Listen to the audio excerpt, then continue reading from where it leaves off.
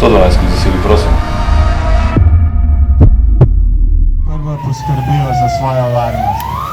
Zaradi tega je ogled nujno potreben.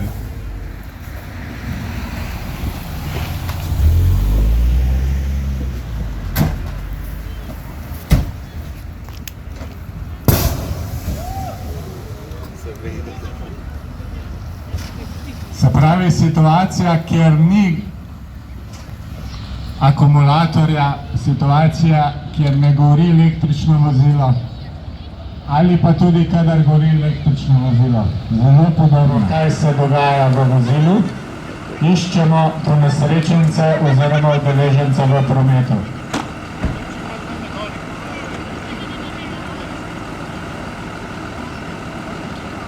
Dim je črn, to pomeni, da je nevarno za dihanje, tudi za intervencijske enote, zato delajo to v polni opremi z dihalnimi aparati. Videli ste hitri izgled in odnos ponesrečenca na triažno mesto k prvi pomoči, ki bo poskrbela za njega. Vozila ali elemente, ki jih gasimo, jih prekrije, se gor nalepi, zaduši in na ta način hitrejše in bolj učinkovito pogasi požar. Malo sta odprla in gasita. Glede na naše izkušnje na cestah je običajno to kar reden pojav.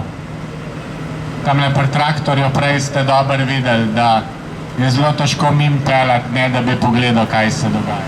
Kadar se pojavi bel dim, smo vsi veseli, kajti to je potem samo še eventualna para, ki nas opozarja, da še ni hladna stvar, zato zdaj kolega z termovizijo, termokamero preverja, kakšna je temperatura, in zdaj se dela še hlajenje, zaradi tega, da bo vozilo dejansko potem možno transportirati za vlečno službo.